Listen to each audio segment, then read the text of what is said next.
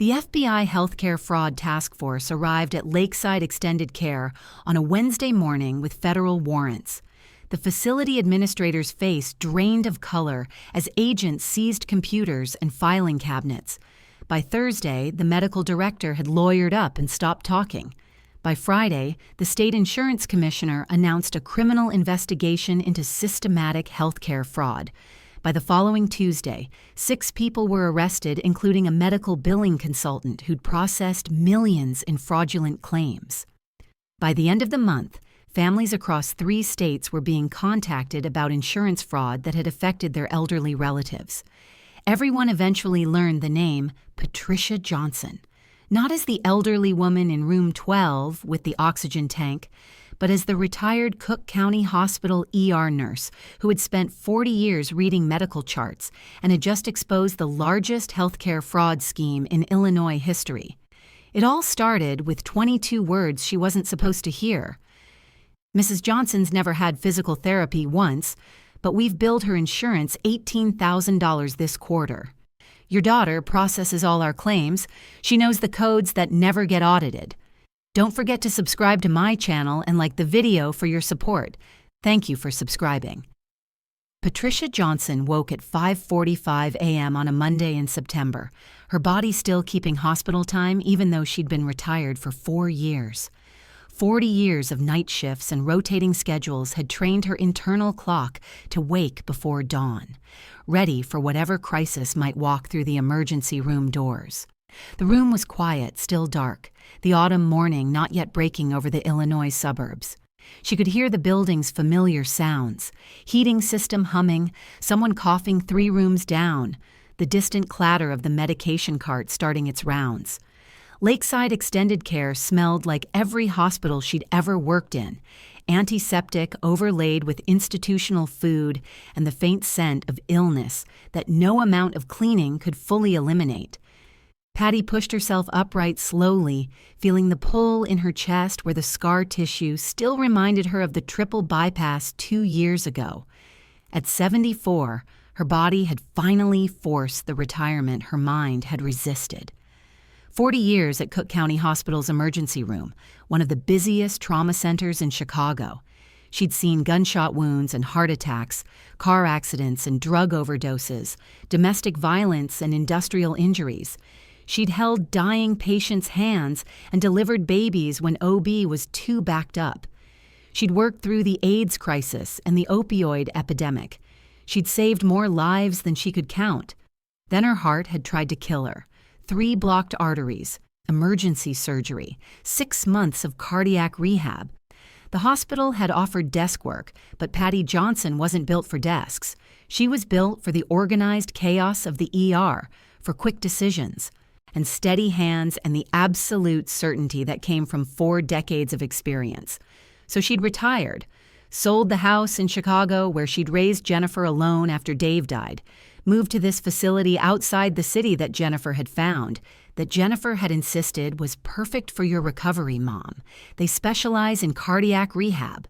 That had been 18 months ago, 18 months of watching her savings drain into facility fees while living in a small room with thin walls and inadequate soundproofing, 18 months of scheduled meals and group activities, and the slow erosion of independence that came with institutional living. The breakfast cart arrived at 7:15 a.m. Ashley, one of the regular aides, brought her tray. "Morning, Mrs. Johnson." "Morning, Ashley. How's nursing school going?" Patty always asked, always remembered. It was what you did in healthcare. You built relationships. You cared about people.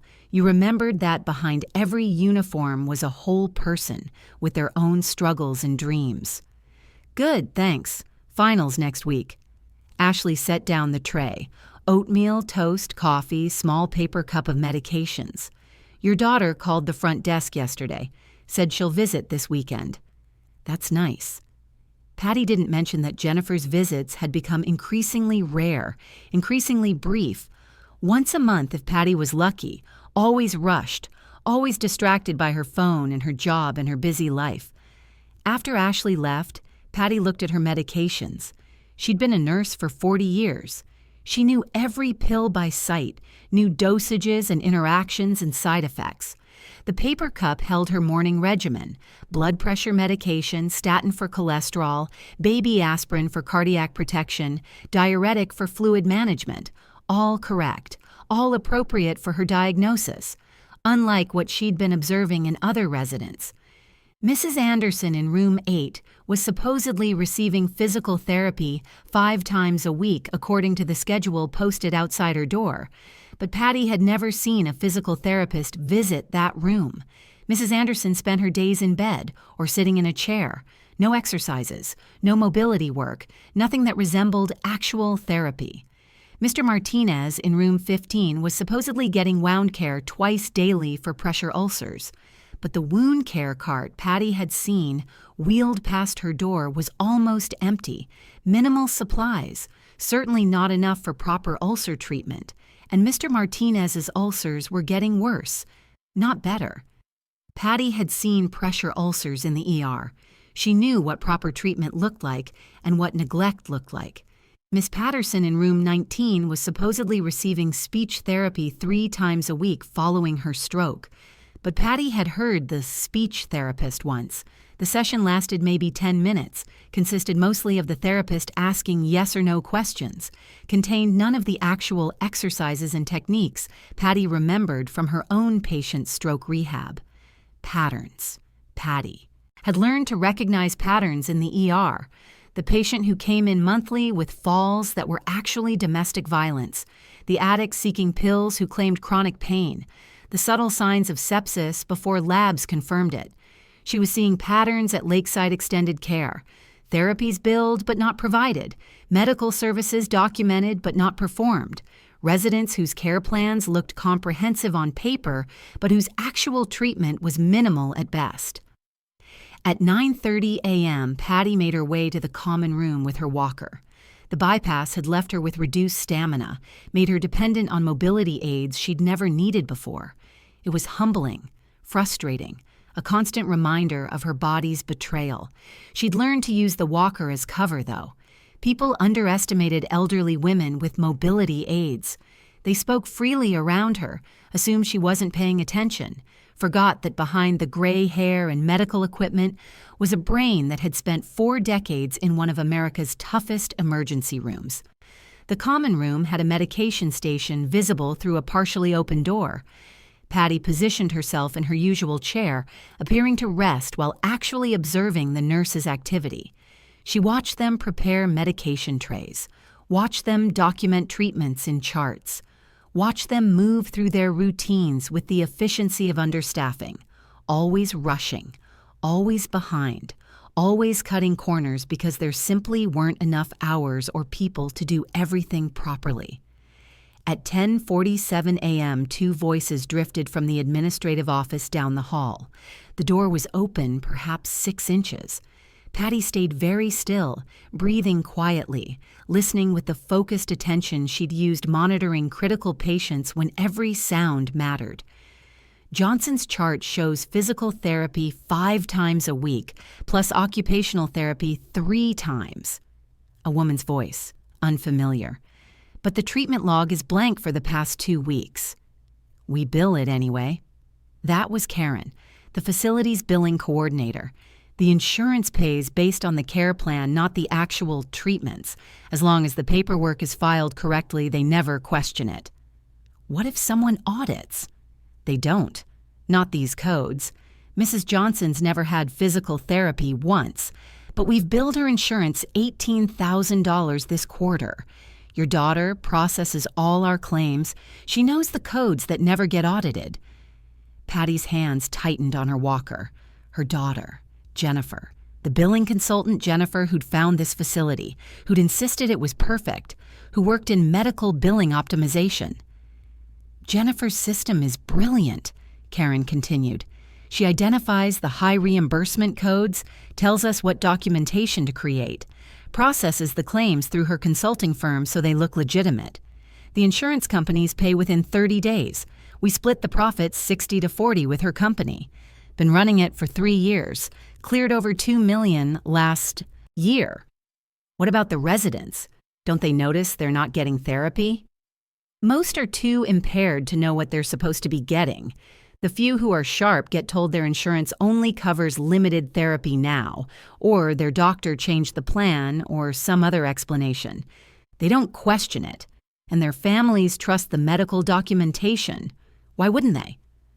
The voices moved away, deeper into the office.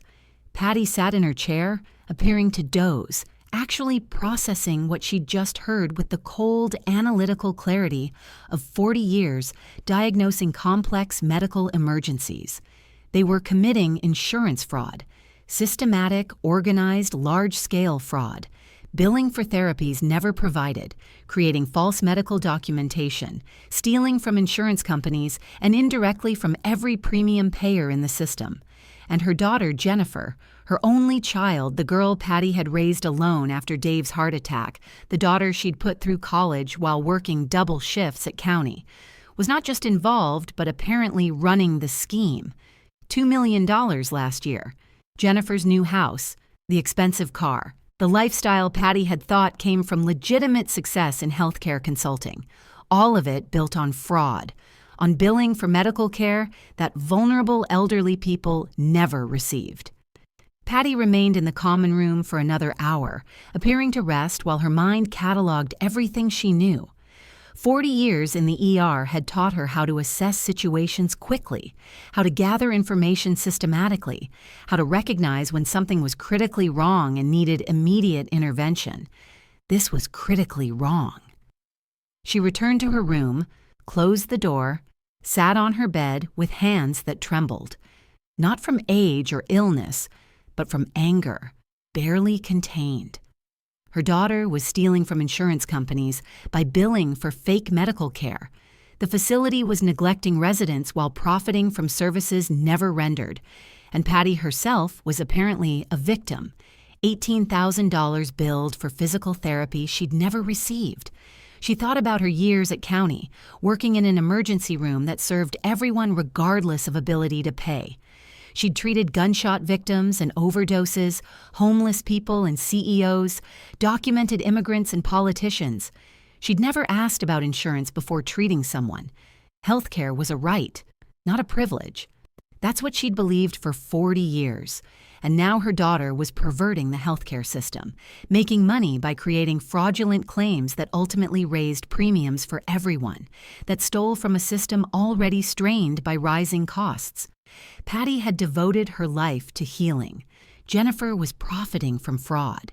At 3:15 p.m., Jennifer called. "Hi, Mom, just checking in. How are you feeling?" "I'm fine, honey." Patty kept her voice neutral, pleasant, the way she'd learned to speak to patients who were lying about their symptoms. Don't confront yet. Gather information first. Ashley said you might visit this weekend? If I can. Work's been crazy busy. We're expanding the consulting business, taking on more facility clients. It's really taking off. That's wonderful, dear. You must be working very hard. You have no idea, Mom, but it's paying off.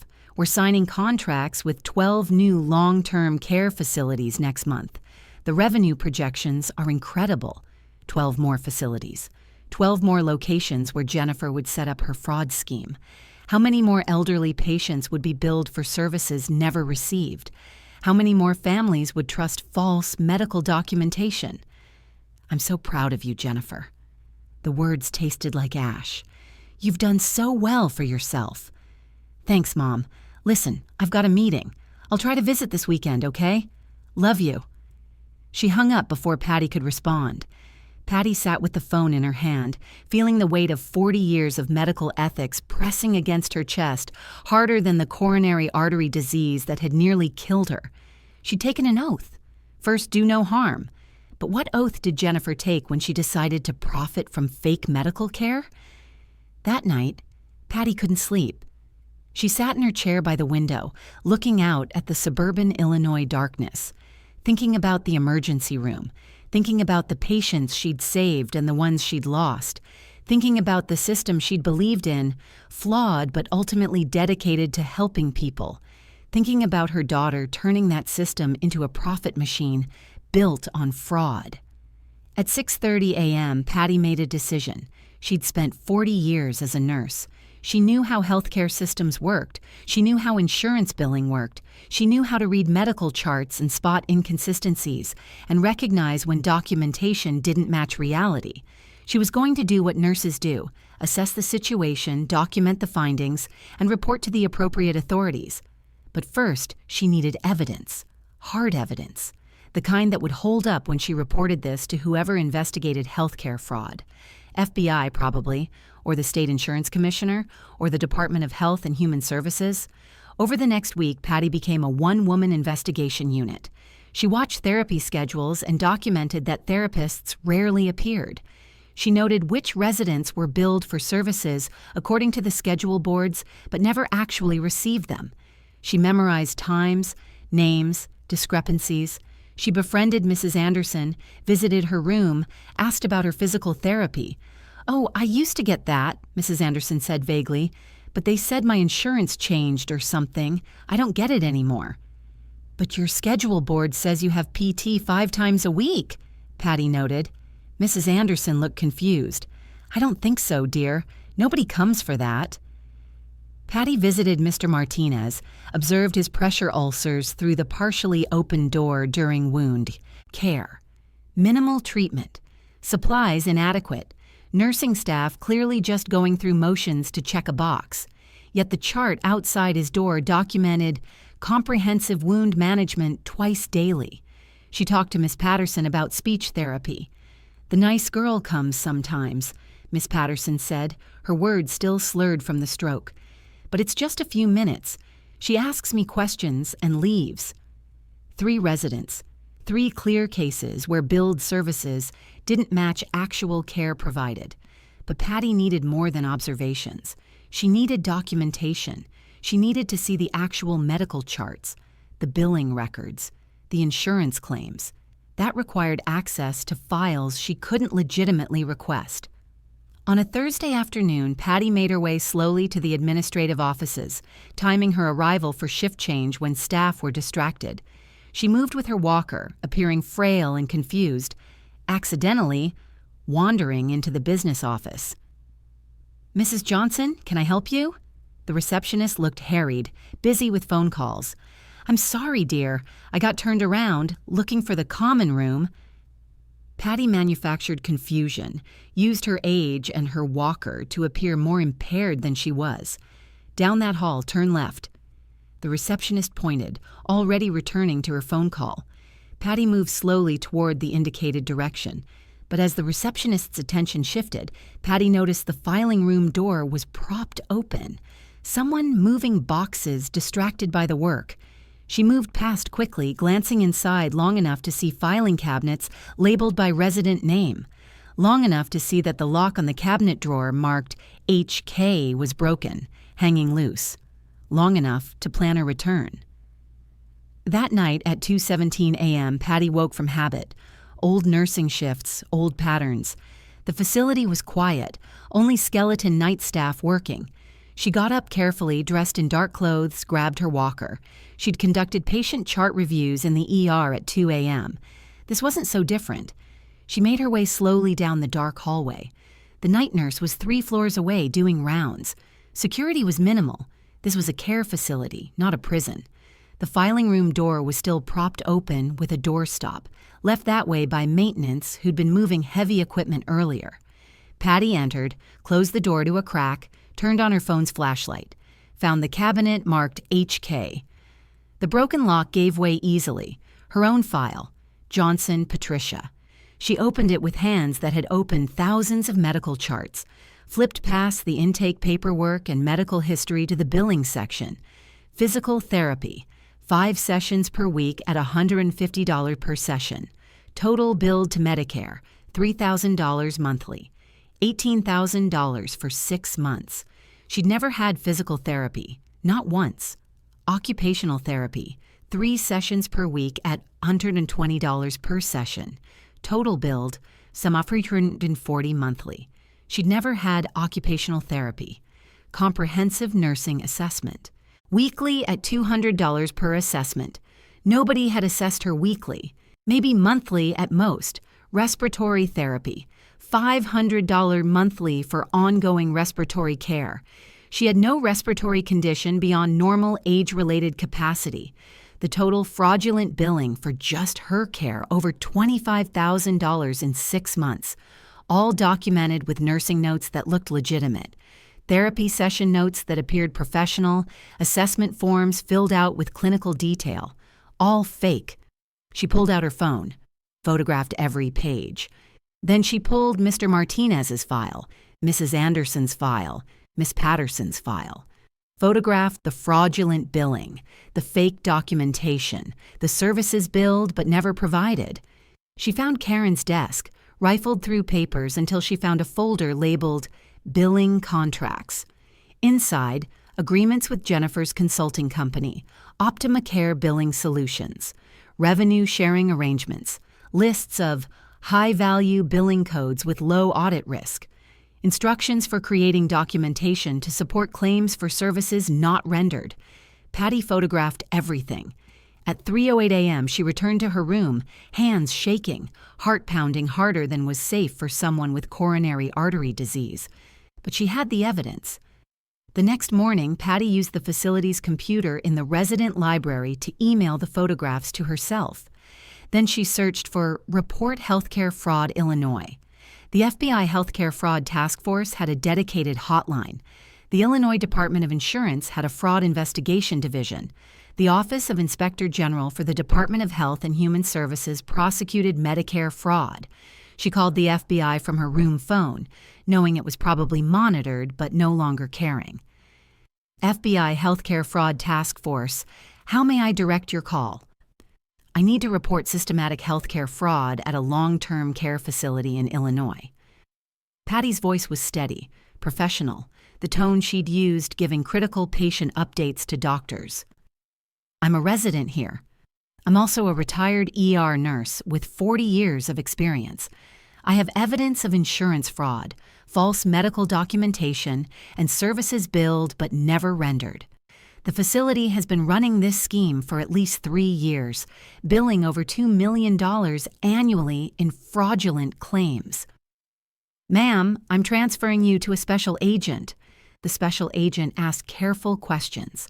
Patty answered with the precision of 40 years giving patient reports, names, dates, specific billing codes, detailed descriptions of the scheme. She mentioned Jennifer's involvement, mentioned Optima Care Billing Solutions, mentioned the revenue sharing agreements. Mrs. Johnson, what you're describing is potentially a large-scale fraud conspiracy. We'll need to verify your evidence. Can you send us the photographs? Patty sent the photos from her email. 20 minutes later, the agent called back. Mrs. Johnson, we're opening an immediate investigation. We'll have agents at the facility within 48 hours. In the meantime, don't alert anyone to what you've reported, for your safety. My daughter runs the billing company, Patty said quietly. She's going to be arrested, isn't she? A pause. If the evidence supports criminal charges, yes, ma'am. I'm sorry. Patty sat with the phone in her hand after hanging up. She'd just reported her own daughter to the FBI. The child she'd raised alone, worked double shifts to support, sacrificed for.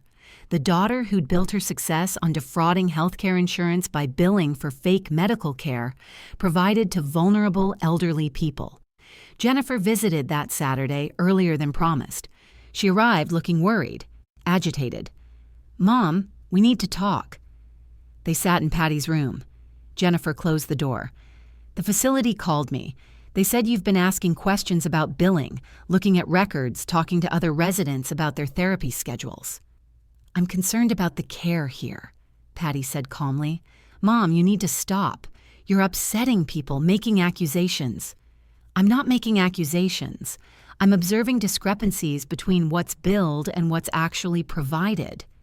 Jennifer's expression hardened. You don't understand the complexities of healthcare billing. It's not as simple as you think. There are coding systems, reimbursement models, documentation requirements. I understand that you're billing insurance for services residents don't receive. Patty's voice was quiet but firm. I understand that your company processes fraudulent claims.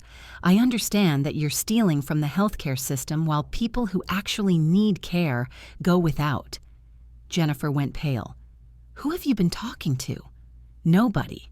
I just used 40 years of nursing experience to read medical charts and observe actual care delivery. It's not difficult when you know what you're looking for." "Mom, you need to stop this. You're confused. The bypass affected your cognition." "Don't gaslight me, Jennifer. I'm 74 with a cardiac history, but my brain works fine. I know fraud when I see it, and I know you're involved." Jennifer stood abruptly. "I'm trying to protect you. If you keep making these accusations, the facility could have you evaluated for competency, move you to memory care, restrict your access to records and computers. Is that what you want? Is that a threat? It's a warning from your daughter who loves you and doesn't want to see you hurt yourself with paranoid delusions." "I spent 40 years in the ER at Cook County Hospital," Patty interrupted, her voice cold. "I've been threatened by gang members and addicts and violent patients. I've been assaulted, spit on, and screamed at. I don't scare easily, and I don't appreciate my own daughter threatening me to cover up her fraud." Jennifer's eyes filled with tears. Real or performed, Patty couldn't tell. "Mom, please. You don't understand how much money we could lose if you keep pushing this. I've built a company. Employees depend on me. Employees whose paychecks come from defrauding insurance and neglecting elderly patients. That's not a company. That's a criminal enterprise." Jennifer left without another word. Patty sat alone in her room, feeling the weight of 40 years of nursing ethics conflicting with the biological imperative to protect her child. But she'd also taken an oath. First, do no harm, and Jennifer's fraud was harming people, residents who didn't receive care they needed, insurance systems that paid for services never rendered, families who trusted medical documentation that was fake. The FBI arrived Wednesday morning with warrants for financial records, medical charts, computer systems, and patient files.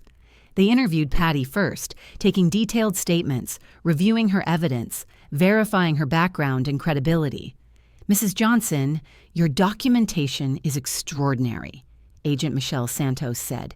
"This is one of the most well-documented fraud cases we've seen from an inside witness." "I'm a nurse," Patty said simply. "Documentation is what we do."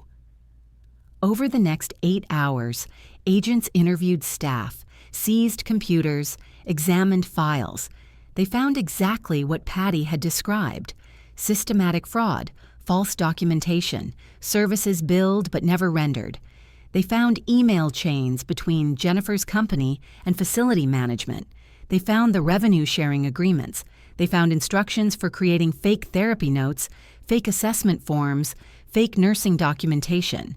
They found evidence of the fraud spanning 3 years, 17 facilities across Illinois and Indiana, over $6 million in fraudulent billings.